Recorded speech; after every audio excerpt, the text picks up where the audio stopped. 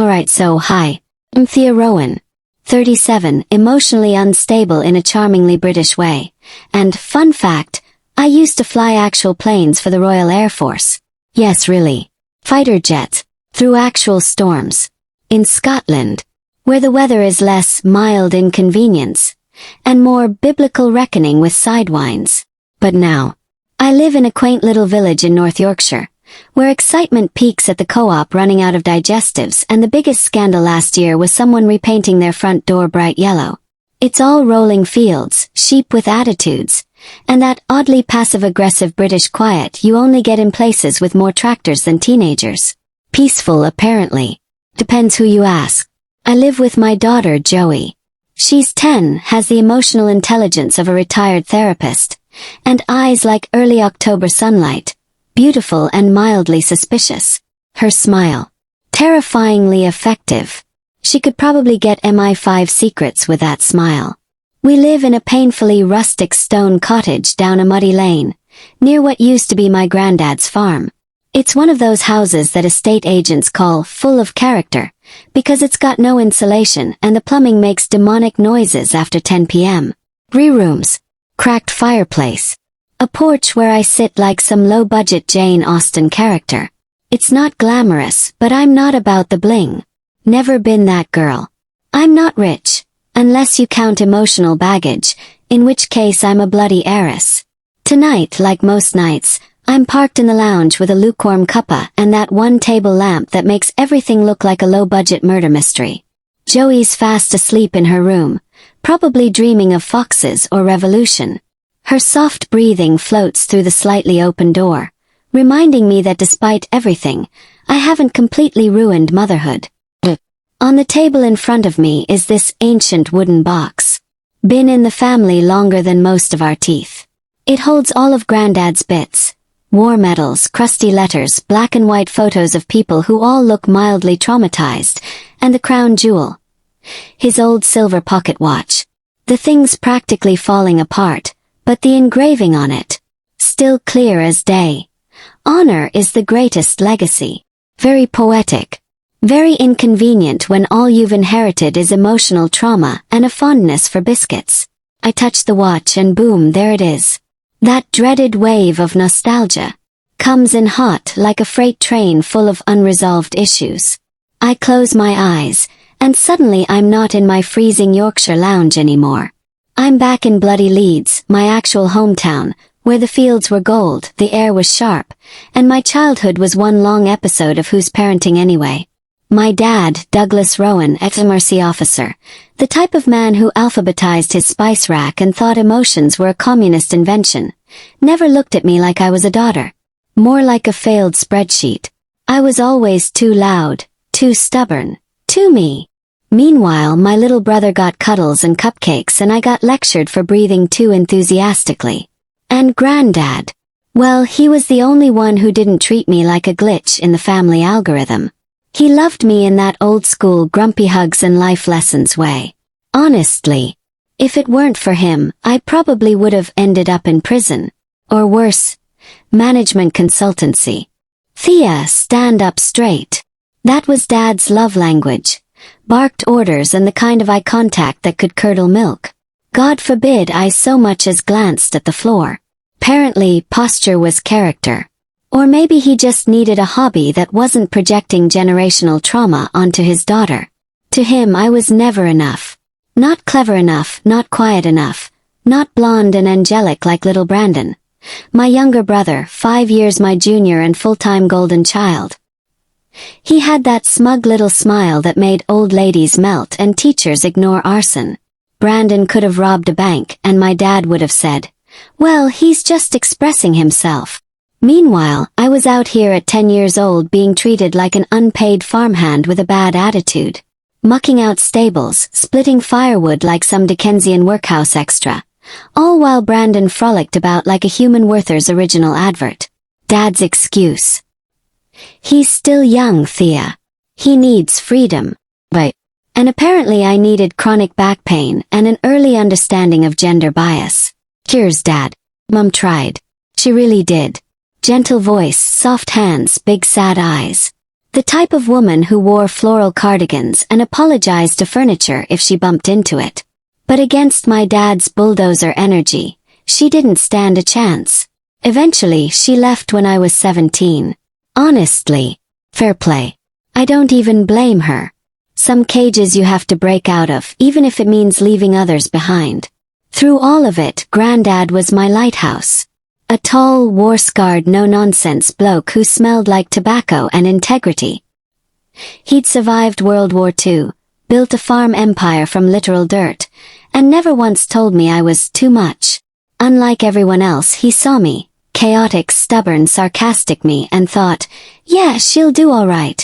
And don't get it twisted, the man was loaded. Quietly minted. Like millionaire without a fancy watch rich. But you'd never know it unless you checked his bank statements or noticed that his shed had better insulation than our house. His idea of showing off was wearing matching socks. He didn't value money. He valued honor. And composting. But mostly honor. During summer breaks, I'd escape my dad's house of tension and guilt to spend time at the farm. Granddad would be sat under this massive oak tree, like something out of a war film, reading the paper, glasses perched on the end of his nose like a wise owl with PTSD. He'd tell me stories. War stories. Stories about mates who never came back. Lessons he learned, like how honor couldn't be bought, only earned. Imagine that. Parenting through actual conversation. Revolutionary. Thea, he'd say, eyes like wildfire. Life will test you, but if you hold on to integrity and resolve, nothing can defeat you. I'd roll my eyes at the time, obviously. I was 16 and insufferable, but now? I hear that voice in my head more often than I care to admit. He's the one who nudged me toward enlisting. Told me the military would teach me how to be a proper adult. Spoiler alert. It mostly taught me how to swear creatively and sleep anywhere, but sure. Character building. I still remember the day I left Leeds. The air was thick with that late August heat that makes your hair stick to the back of your neck and your regrets feel extra crispy. I stood in the middle of a sunburnt field with my old suitcase, the one that squeaked whenever you moved it. Granddad stood nearby under that oak, white hair glowing in the wind like some retired wizard. He didn't say a word. Just gave me that look, the one that said, "Don't cock this up, love." It meant more than any goodbye. My dad couldn't be bothered. Too busy, probably yelling at the postman or polishing his ego. Brandon, aged 13, barely looked up from his cereal. Just muttered something like later and vanished back into the house, already too cool to care. Mum. She'd already gone the year before, but she left a letter. Shaky handwriting. The kind you get when your hands are tired and your heart's worn out. It said, "Thea, you are my hope. Don't let them break you." I folded it neatly, tucked it into my jacket pocket like armor, and climbed aboard the dusty red coach. One suitcase. One broken family. One chance to prove I wasn't as disposable as they made me feel. And despite everything, despite the teenage angst, the emotional whiplash, the existential dread, I left that field with something that almost resembled purpose. Or at the very least, a really dramatic origin story. You know the funny thing about the military? It's not the screaming, the freezing cold, or even the mind games that get you. It's the fact that you can be trained to survive hell, and still come out feeling like a ghost that never quite made it back. I enlisted when I was 17, because my granddad said it would make a man out of me. His words, not mine. He meant well in that old war hero kind of way. The kind that saw honor in scars and silence. He sent me letters. Real handwritten ones, not emails. No emojis. Just firm ink on lined paper. Usually folded with military precision and smelling faintly like tobacco and Old Spice. One line I still remember. Life will break you, but if you've got your spine and your name, you've won more than most. And I believed that. Until I saw what war actually does to names. And spines. Boot camp was my introduction to the lovely art of human deconstruction. Day 1. And I'm being dragged out of bed at 4 a.m. into pitch black cold so sharp it felt like the air had teeth. My boots, brand new and apparently made from demon hide, tore the skin off my heels like they had a personal vendetta. "Stand up straight, Rowan." That's what the drill sergeant screamed. The man had a voice like gravel being sandpapered, and a face that looked like it had been carved out of spite. We ran. And ran. And ran some more like it was going to save our souls. Spoiler alert. It didn't. You learn quickly that pain isn't the enemy. Silence is. Because silence means someone's either planning something or dying. They taught us how to shoot, stab, patch up gunshot wounds with a sock, sleep standing up, all the usual life skills. But no one really tells you about the dreams. Or how loud blood sounds when it's not yours. Or the metallic stink of panic, fresh and raw, like copper pennies soaked in sweat. One night, early on, I stared at the ceiling of my bunk and just floated. I wasn't asleep. I wasn't awake. I was somewhere between. My tent mate Carter whispered, "Sometimes I think we're being trained to forget who we were." She was gone a month later. Discharged. Nervous breakdown. Or something worse. Nobody tells you anything. And that's how the rot sets in. First deployment. The Middle East. Heat like it had a grudge. Air so dry it felt like sandpaper in your lungs. Patrolling dusty roads. Clinging to my rifle like it was the last good thing left. One night we were walking a perimeter route when a landmine went off. Maybe 10 feet ahead. The ground didn't just shake. Convulsed. Dust, blood, screaming. I pulled someone, I don't even remember his name, out of the debris. His leg was half there. His scream never fully stopped. He survived. His eyes didn't. That was the first time I realized. War doesn't kill you all at once. Just slices little pieces off quietly. And leaves you to rot with what's left. Then came Southeast Asia. Lush, wet, and too green for comfort. Humidity so thick you could chew it. Insects that didn't bite, they ate. We moved through jungle so dark it felt like being swallowed. No sound but your breath. And maybe one extra heartbeat that wasn't yours. I carried a small box in the bottom of my rucksack. Bent tin, battered from travel. Inside were letters from my grandfather. Always the same structure. Weather, the harvest, the horse still limping. And then always something about me. "You're doing the right thing, Rowan. Don't forget who you are." Every time I read that line, I'd wonder if I already had. I was 23 when I got stationed in Alaska. A place that looked like a postcard and felt like a punishment. Snow that never melted. Silence so thick it felt intentional. I worked missions from a base near Anchorage. Airspace defense, search and rescue, that sort of thing. It was quieter than my past posts. But somehow colder. In more ways than one. There was this hill behind the barracks where I used to stand. I'd look down at the rows of snow-covered roofs. The people going about their routines like ghosts in uniform. And I'd wonder. Did I become what my grandfather hoped I would? Or just another soldier that time forgot to bury properly? Years later I found one last letter. Not in the box. Not in my kit. But hidden in an old book of his. It wasn't addressed to me. Just folded, almost nervously. "I worry for her. She carries too much. Honor is a heavy thing to wear alone." I don't know who he wrote that for. Maybe himself. Maybe me. But it doesn't matter. Because some ghosts don't need to haunt places. They haunt people. And they never ask permission to stay. Right, so I met her in the middle of a frozen hellscape called Anchorage. Charming little town, if your idea of charm includes pitch-black afternoons, permanent frostbite, and pubs that smell like wet wool and broken dreams. Anyway, her name was Miranda. A nurse. Gorgeous in that soft-featured, doesn't have crippling trauma sort of way. Brown hair always tied up, sensible shoes, proper tea drinker. She walked into this grim little coffee shop one day. You know, the kind where the only thing warmer than your drink is the aggressive radiator wheezing behind your knees, and just plopped down next to me like she hadn't just stepped into my emotionally stunted life. "You're in the military, yeah?" she asked, all casual-like she hadn't just clocked the PTSD in my eyes and the existential dread in my 3-pound Americano. Said yeah. And that was it. Cue, slow emotional unraveling. She made me feel soft, vulnerable. Like a human being, which was new. We talked about the cold, about the dark, about dreams that got punted off cliffs when adulthood showed up and ruined everything.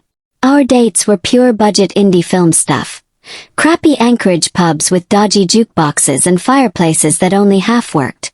She told me she'd wanted to be a doctor but ended up a nurse because, surprise, life doesn't give a toss about your aspirations. I told her about my granddad.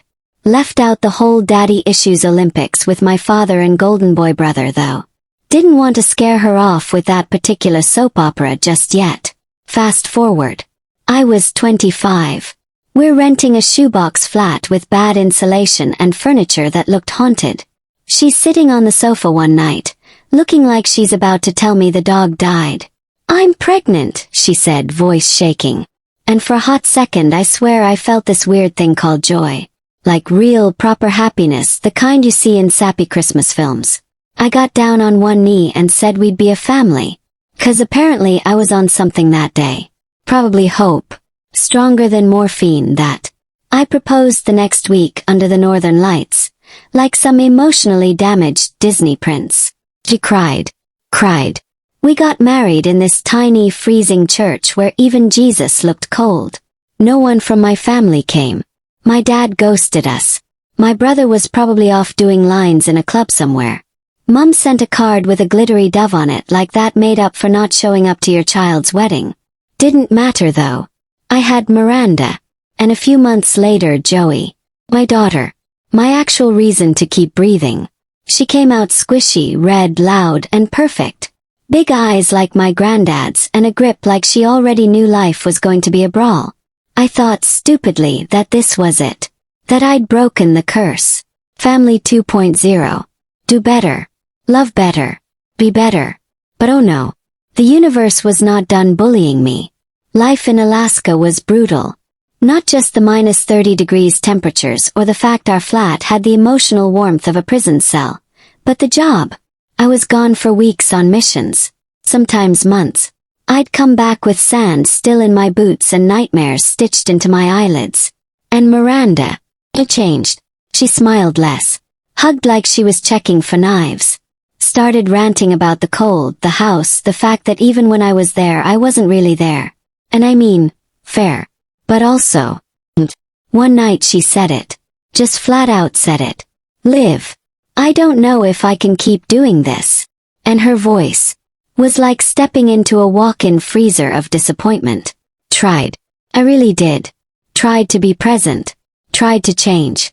But you can't just flip a switch and be husband of the year when your brain's full of combat reports and guilt and ghosts. Meanwhile, back in Bozeman, the homeland of neglect, my family continued pretending I didn't exist. Dad never called. Not once. Brandon was a real estate agent now. Selling overpriced homes and underperforming at being a human. I'd hear about his exploits through the grapevine. Big parties. Fast cars. Zero mention of his sister stuck in an emotional blizzard up north. But Granddad, who wrote, always wrote, steady like clockwork. Letters full of farm gossip, memories. And this one sentence I still remember word for word. "You are my pride, Liv. Keep fighting not just for your country but for yourself." Cue tears. Cue guilt. Cue the big cosmic joke about how the only person who ever really saw me was an old man 1,500 miles away. Then plot twist. 35. I just come back from an overseas tour that made me smell like gunpowder and bad decisions. I was at the base, half asleep, brain in that weird fog between trauma and caffeine withdrawal. Phone rings. Midnight. It's my old neighbor from Bozeman. Voice trembling. And I just knew. Something had happened. Something awful. And no amount of training or letters or northern lights was going to soften the blow. I get a call at bloody midnight. Because obviously bad news only arrives when your hair's greasy and your life's in shambles. And this trembling old bat from back home just drops it like she's ordering a takeaway. "Your granddad's gone. Throat. This morning." Like what? No easing into it, no warning, just boom. Cheers, love. Thanks for the trauma. I stood there, phone in hand, heart in my throat, wondering if the entire universe had just imploded or if it was just me being dramatic again. Spoiler. wasn't being dramatic. The man who practically raised me taught me everything I know about not turning into a raging disappointment like the rest of my family. Gone. Just like that. Did I cry? Well, obviously not. What am I, emotionally available? I just stood there, numb, staring into space like I'd just been dumped on national telly. Next thing I know, I'm booking emergency leave and dragging little Joey, age 7, heart of gold, doesn't deserve any of this crap, to Bozeman, emotional graveyard of my youth. I tell Miranda, the wife, and she just goes, "I'm working, you go ahead." Like I'd asked her to pop down to Tesco for biscuits. Cheers, babe. Real supportive. Anyway, we get on this flight from Anchorage and honestly, it felt like we were flying backwards through grief and bad memories. Joey's clutching this grotty little doll my granddad gave her, missing an eye, head like a scarecrow, and she just looks up at me and says, "Did Grandpa hurt?" And I'm sitting there trying not to absolutely fall apart at 30,000 feet. Told her he didn't. Lied through my teeth. Classic parenting move. 'Cause honestly, I wasn't even sure if heaven exists, let alone if it's got decent palliative care. The funeral was a whole other nightmare. Took place in this drafty little church my granddad loved, the kind that smells like old hymn books and unprocessed grief. I walk in, and the air's colder than my ex's texts. My dad, the human iceberg, was lurking in the corner in a suit older than my trauma. My brother Brandon was there too, looking like a posh estate agent who definitely scams single mums out of their deposits. Not a single hug. Not a single sorry for your loss. Just those judgy little up-down stares like I was the ghost haunting the place. We walk up to the coffin, me and Joey, and I swear seeing Granddad like that felt like the last stable thing in my world had just collapsed. I placed a daisy on his chest, his favorite flower, because of course this ex-army no-nonsense legend had a soft spot for daisies. Whispered, "Thanks for everything," and tried not to sob like a contestant on Bake Off who's dropped their cake. Joey squeezed my hand. Brave little bean. She knew I was barely holding it together. And that's when it hit me. This was just the beginning of the chaos. Because, of course, the funeral wasn't the end. No. Granddad's death was just the trailer. The actual horror film was the will. Next day, we're told to show up at the lawyer's office, one of those crusty old buildings that smells like disappointment and unspoken family secrets. I didn't even want to stay in Bozeman longer than necessary. That town gives me hives. Everyone looks at you like they're mentally editing you out of the family Christmas photo. But I had to. For Joey. For Granddad. For whatever legacy he'd left behind that hadn't already been shredded by my charming relatives. And let me tell you the drama that went down at that reading. Well, buckle up, babes. Because the real storm was only just rolling in. That morning, I woke up in a motel room that smelt like damp carpets and despair. Joey was still curled up under the covers, clutching that scruffy doll like it was a flotation device in a sea of generational trauma. I stood by the window, staring out at the fog like I was in some depressing indie film, just waiting for the universe to slap me again. Now, I didn't expect much from the will. Honestly. I figured Granddad had already given me all he could. Emotional stability, a childhood that wasn't entirely awful, and an appreciation for tea that doesn't taste like regret. But still something felt off. You know that creeping, stomach-twisting feeling you get right before someone ruins your life in slow motion? We rocked up to this crusty old solicitor's office. Red brick, tall windows, smelled like dust and unspoken family secrets. Joey held onto my hand like we were entering Mordor. My dad was already there, looking like someone had ironed him badly into a suit and told him to pretend he had feelings. And Brandon, bless him, was scrolling through his phone like he wasn't about to have a public meltdown over inheritance. Not one of them said hello. Not even to Joey, who, by the way, is 7 and adorable and deserves better than these emotionally constipated men. The room was heavy. Not just tension heavy, but screaming into a pillow kind of heavy. Like someone was going to throw a chair or start quoting Bible verses at me. Then Harold Grayson walks in. Granddad's lawyer. White hair, deep voice, the kind of man who's seen some serious *T and now only speaks in slow, meaningful sentences. He sits behind this desk with a stack of documents that looked thick enough to smother someone with, and goes, "Thank you all for coming." And the way he said it, like he was about to reveal who killed the family dog. He continues, all serious. "Today we will read the last will and testament of Samuel Rowe, executed on March 12th last year." At that, my stomach did a little somersault. Joey squeezed my hand tighter and I was like, yep, she feels it too. The vibe. My dad sat there like a gargoyle, fingers clenched, eyes locked on Harold like he was telepathically trying to rewrite the will. And Brandon. Oh, he was doing that annoying finger-tapping thing he's done since he was 12 and emotionally unstable. Still is, to be fair. And then the reading started. Harold's voice echoed through the room like he was reciting bloody Shakespeare. "I, Samuel Rowe, of sound mind and free will, declare this to be my last will and testament. My estate, including the farm, investments and bank accounts, shall be divided as follows. 50% to my grandson, Thatcher Rowe, and the remaining 50% to be split equally between my son, Douglas Rowe, and my grandson, Brandon Rowe." Cute silence. Like actual dead silence. Not a cough. Not a phone buzz. Not even Brandon tapping. Just the sound of family tension reaching critical mass. I could feel it, the shift. Like someone had set the room on fire and handed me the matches. I wasn't expecting anything, and suddenly I've been gifted half the entire estate. Of everything. I felt like I'd just been smacked with a bag full of 50-pound notes and unresolved guilt. And then, wait for it, Dad stood up. Chair scraped back like it was auditioning for a horror film. Face like thunder. Honestly, it was so dramatic I nearly applauded. "What?" my dad roared, like actual Shakespearean tragedy levels of rage. Voice trembling, veins popping, full-blown dad in a midlife crisis meltdown. "That kid gets half the estate. Half. He's done nothing. Just ran off playing soldier while Brandon and I were here wiping Dad's arse and babysitting his bloody cows." And there it was. Not the shock, I expected tantrums, but the sheer venom in his voice. Like I just personally killed off his ego with a rusty spoon. Joey clung to me like she thought he might combust into flames and take us all down with him. Honestly, mood. I tried to be the adult, which, if you know me, is hilarious. "Dad, calm down.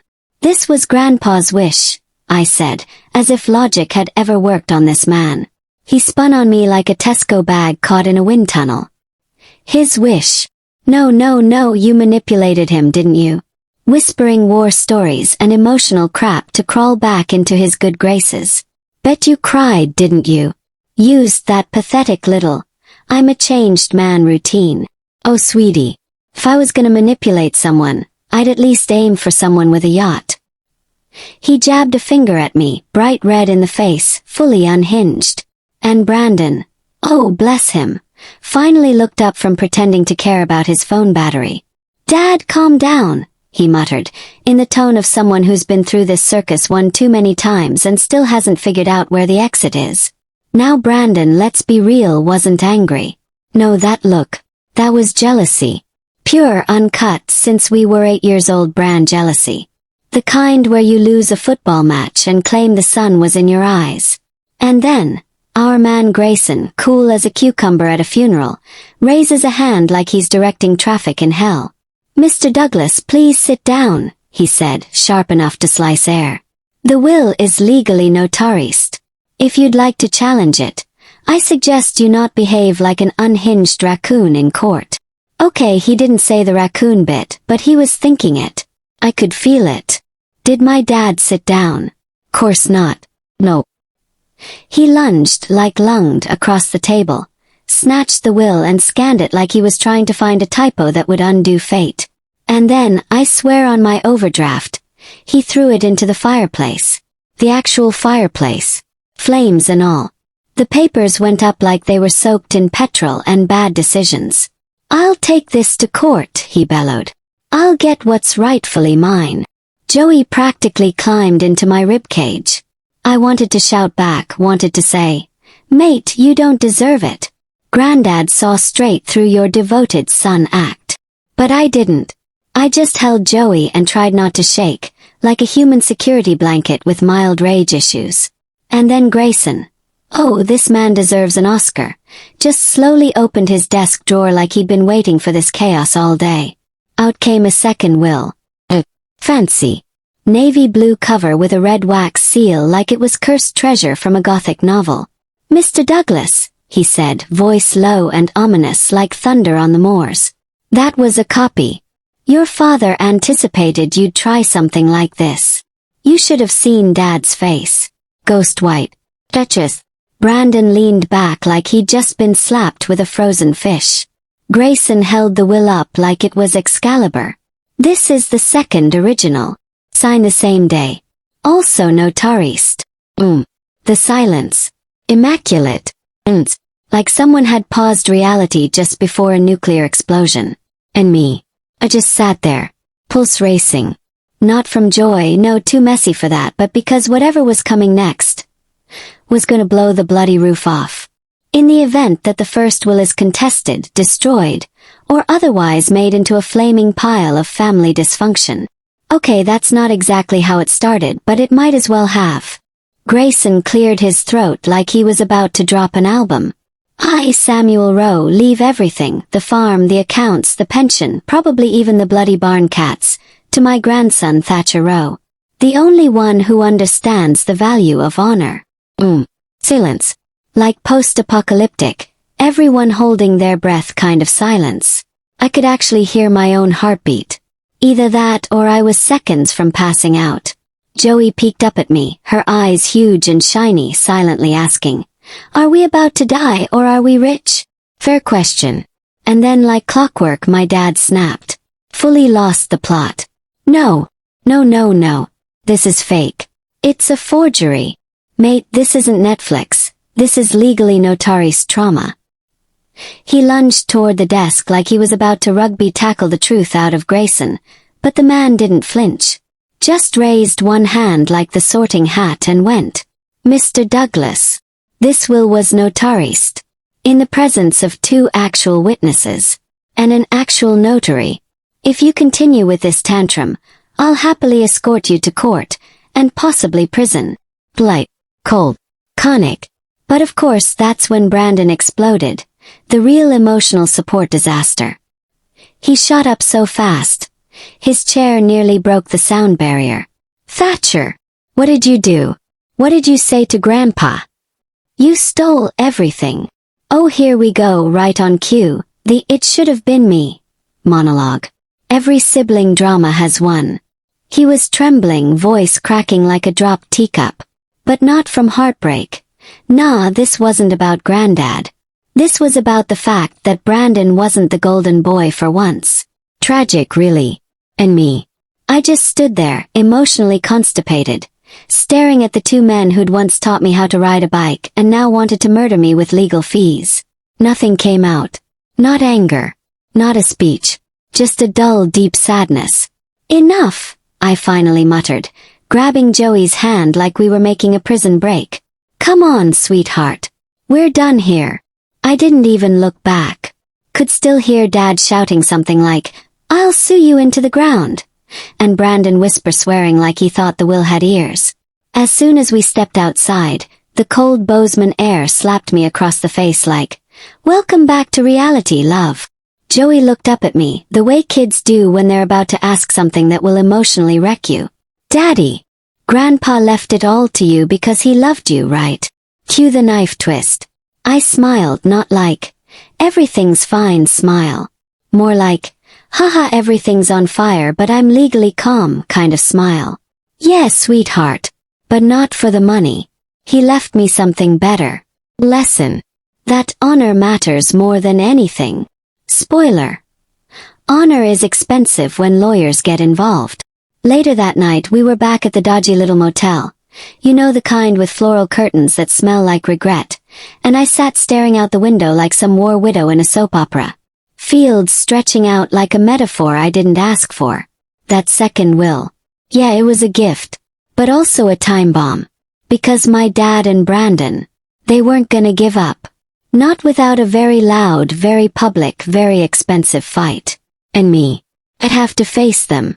Not for the money. Not even for revenge, but for honor.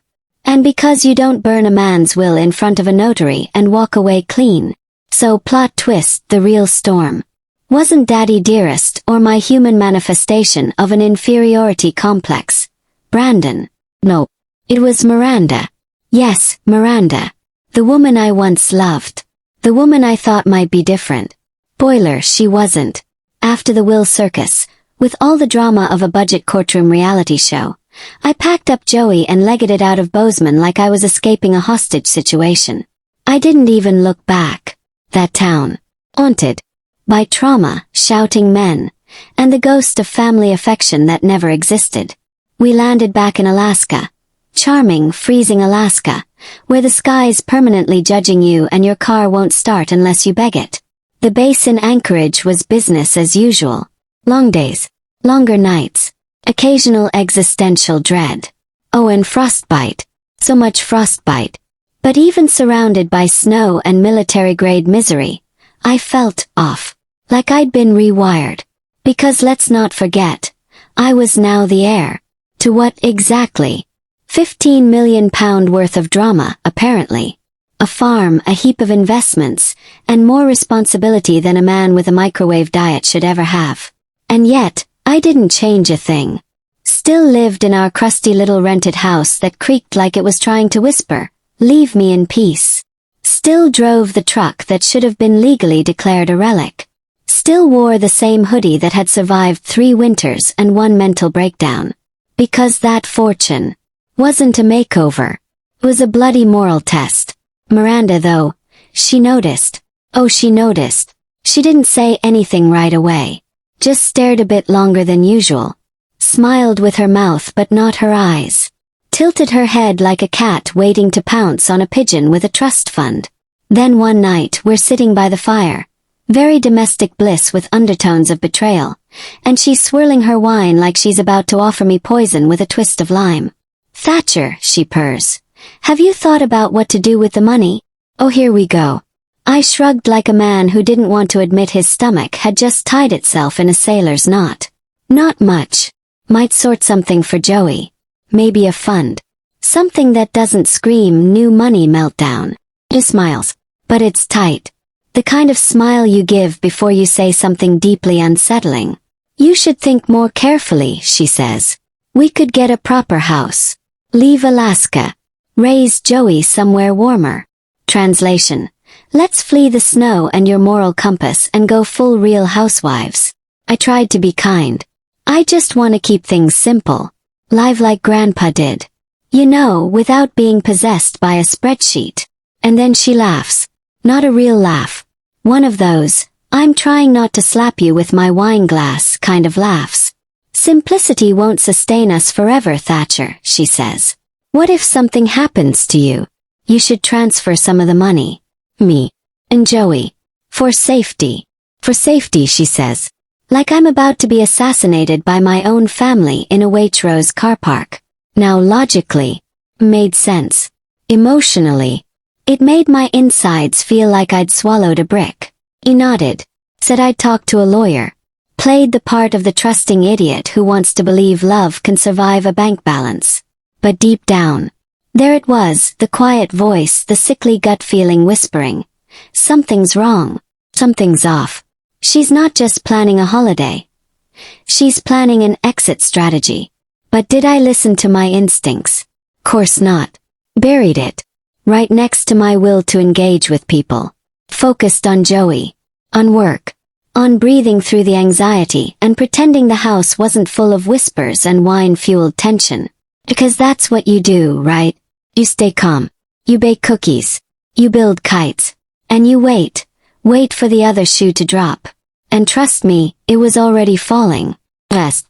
So, in a rare moment of doing the right thing, I took a teeny tiny slice of Grandpa's Monopoly money-sized estate and set up a scholarship fund. For veterans' kids. In his name. Very noble. Very selfless. Very don't look at me coping through philanthropy. And no, I didn't tell Miranda. Not a word. Not even a cheeky hint. Why? Because deep down I knew. The moment she caught wind of anything that didn't involve her name on the check, she'd go full Wolf of Wall Street with a vengeance. And honestly, felt private, like a secret between me and the old man. Not romantic, just deeply sad in a he's dead and she's mentally halfway to Marbella sort of way. Anyway, weeks go by and life at home. Yeah. It starts getting weird. Not horror movie weird. More like emotional horror but without the budget. Joey, my sweet, chatty little gremlin, goes all quiet, starts drawing weird things. Like, seriously weird. Shadowy women, broken windows, haunted house meets therapy session vibe. I ask her, "What's going on, love?" She just shakes her head like a Victorian child who's seen too much and is now mute for dramatic effect. Probably grief, I tell myself. She adored Grandpa. So I double down on dad mode.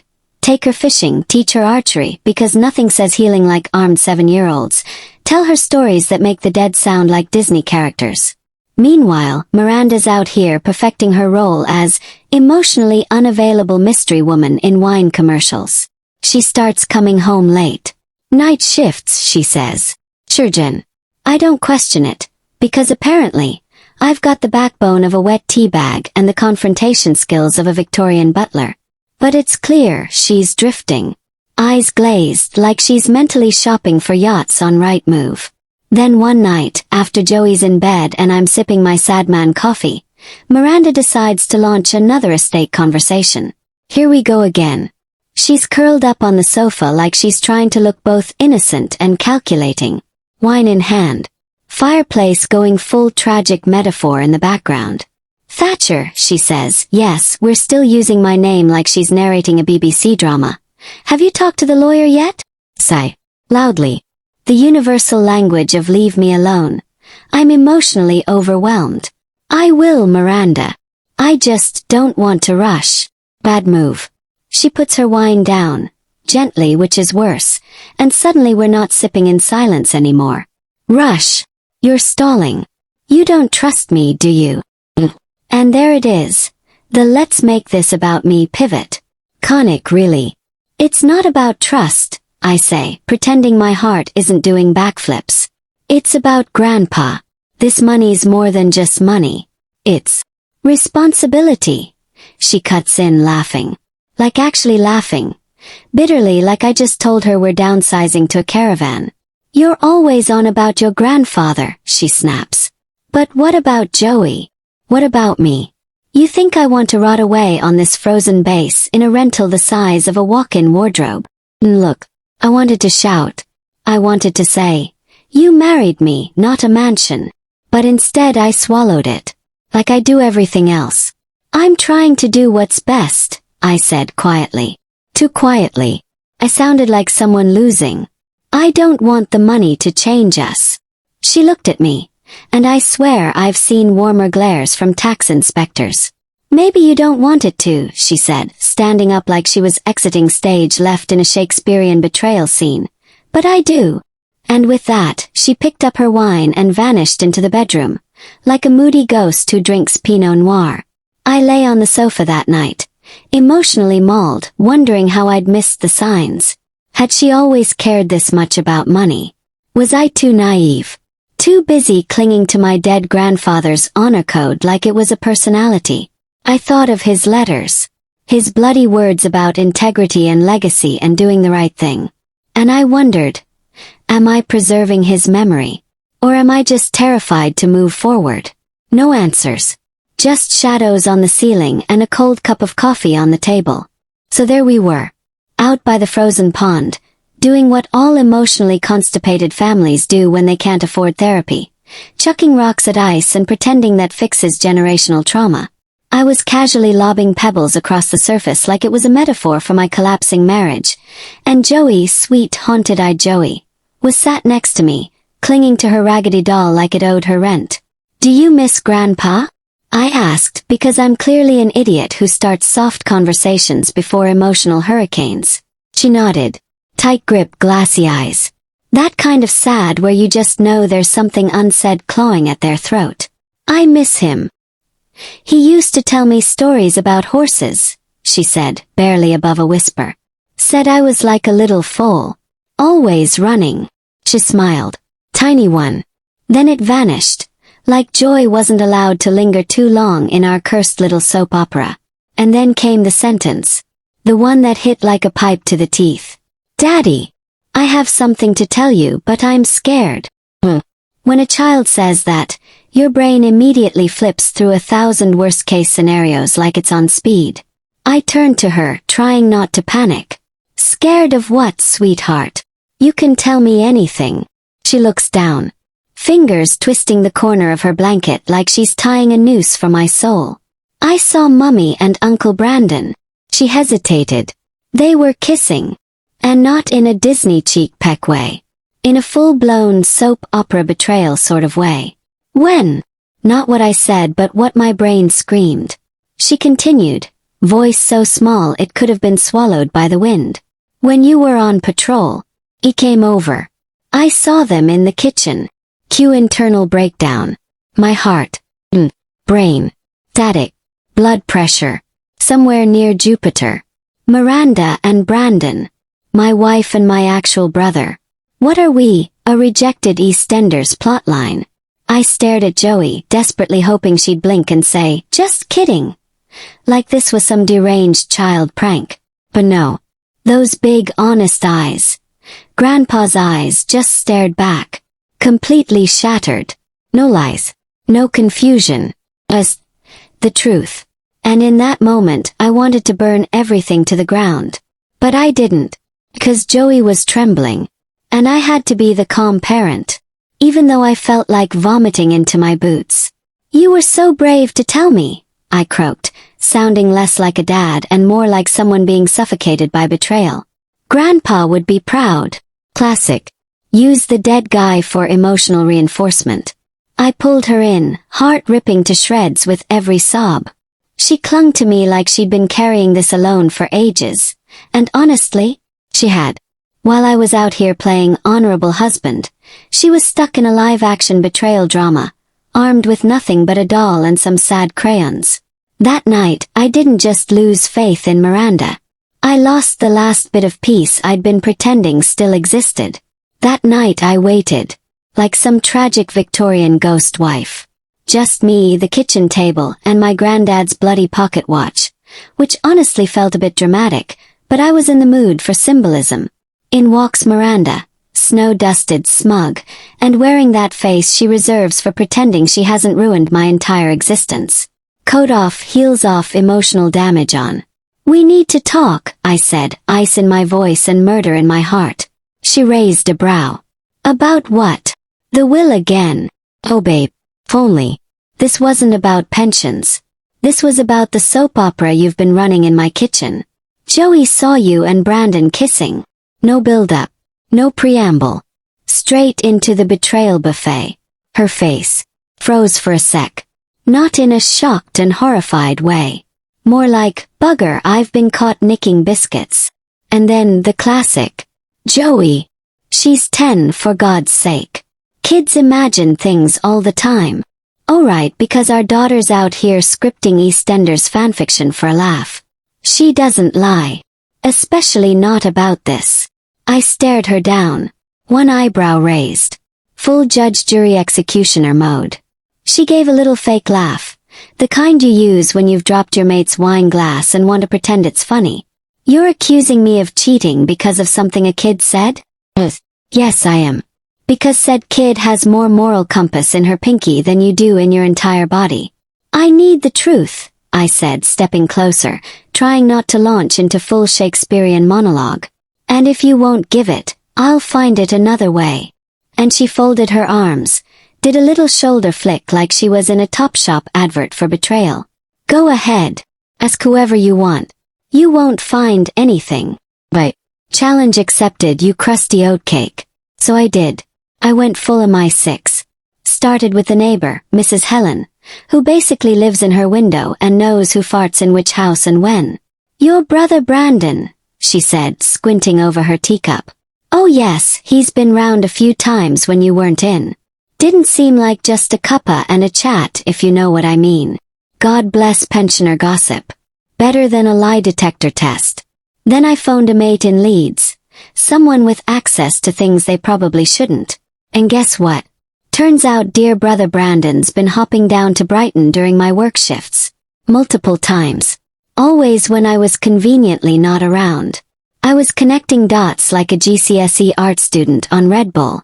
And it all formed one very ugly, very gut-wrenching picture. A week later, Miranda left her phone unattended. On the table. Unlocked. Honestly. She was practically asking for it at that point. One text from Brandon. Just one. Meet you Friday. Don't let Liv know. Oh, I won't find anything, will I? I held the phone up like it was a sword and I was about to slay a dragon named Lying Cow.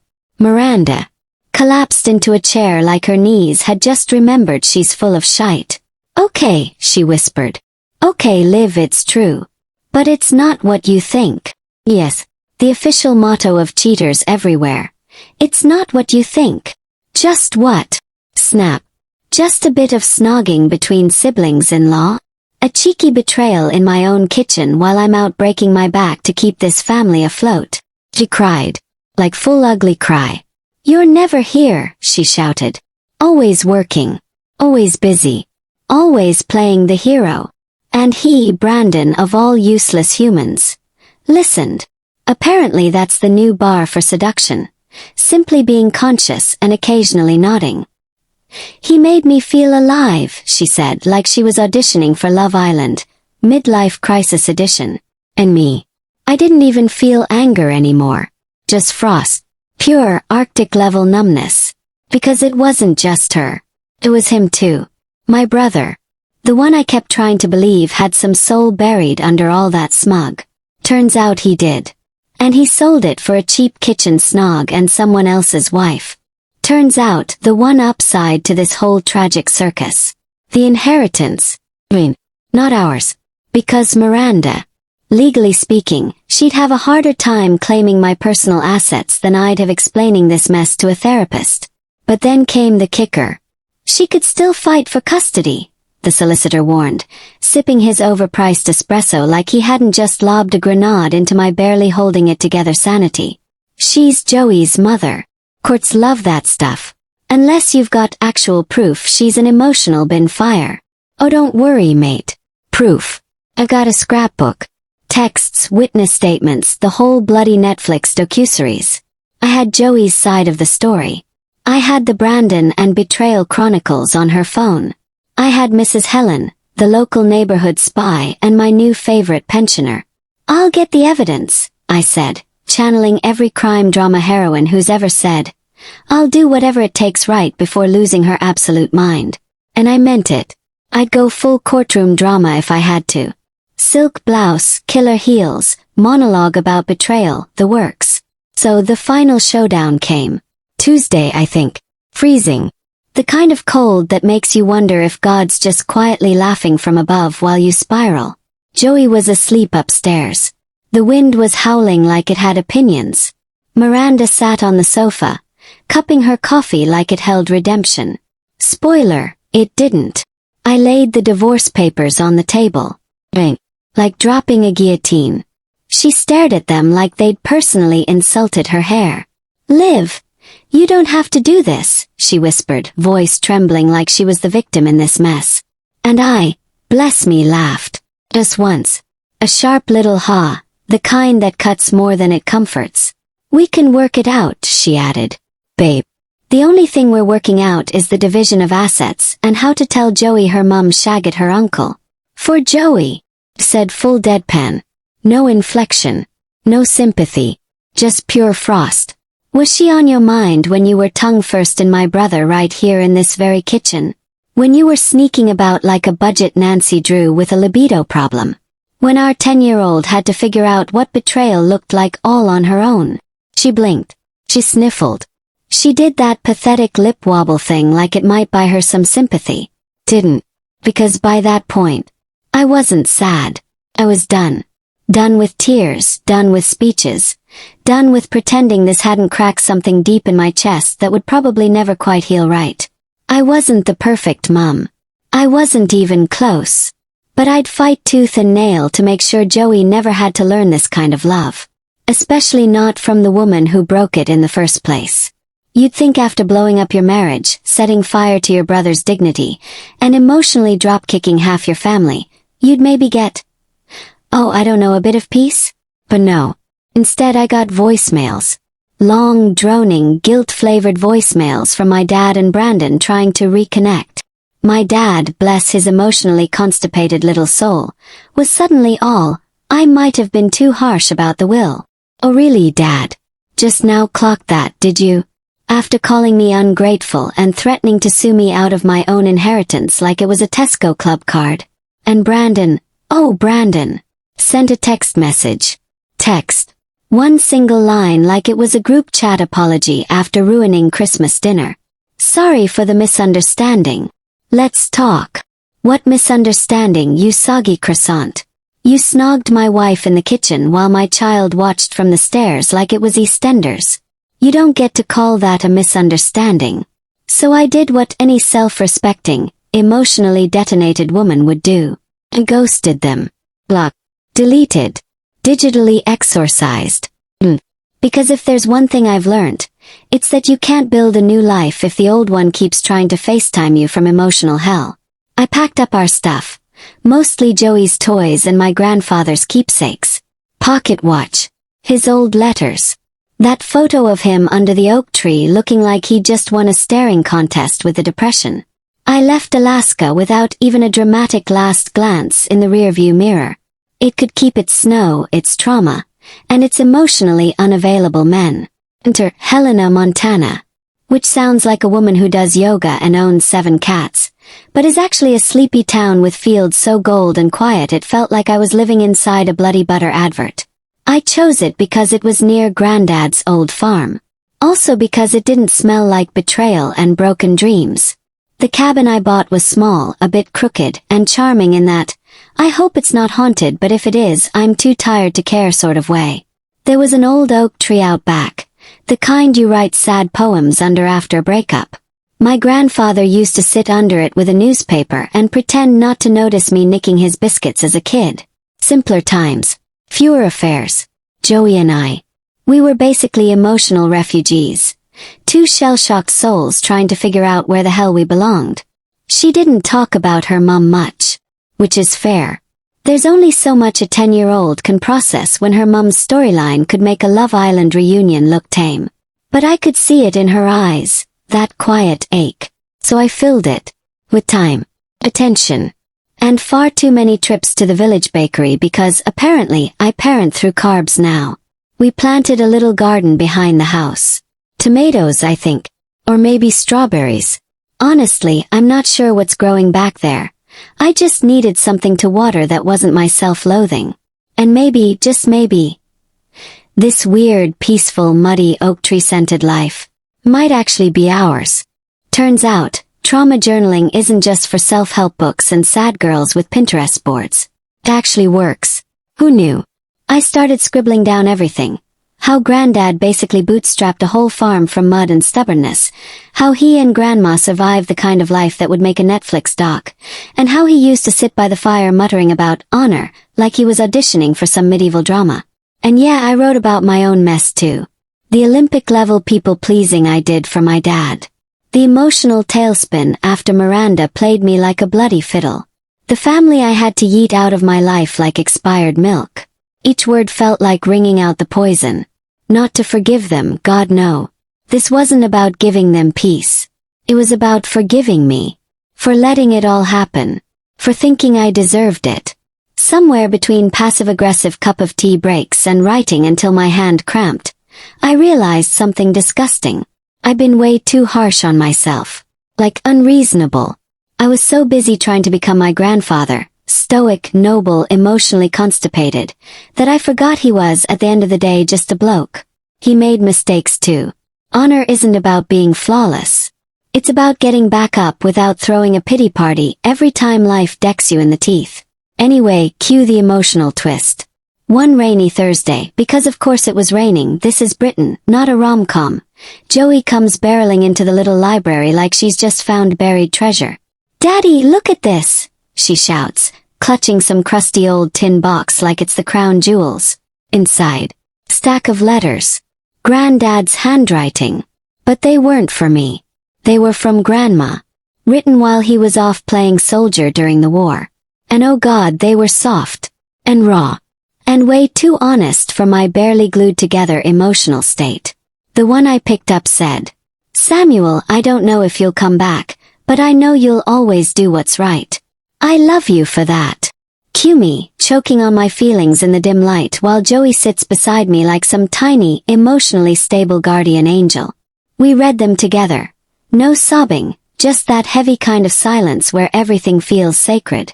And for once, the ghosts in this house weren't mine. It hit me then. Legacy isn't land or money or weird old watches passed down like cursed trinkets. It's love. It's endurance. It's the stuff that survives the wreckage. Back in the present, I'm on the porch. Yeah, I'm one of those people now, staring out at the fields like I'm in a poetry anthology no one asked for.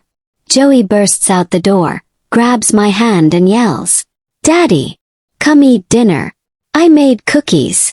Like it's the most urgent thing in the universe. And honestly, kind of is. Sit down. Just us. No chaos. No secrets. No scheming relatives lurking behind furniture like Poundland villains. Just quiet. And biscuits. And the kind of peace you don't notice until you've bled for it. I glance out at the old oak, standing there like it's always been. Stubborn, proud, a bit of a show-off. And I whisper, "Thanks, Granddad." Because I know he'd be proud. Not because I turned into him. But because I finally stopped trying to.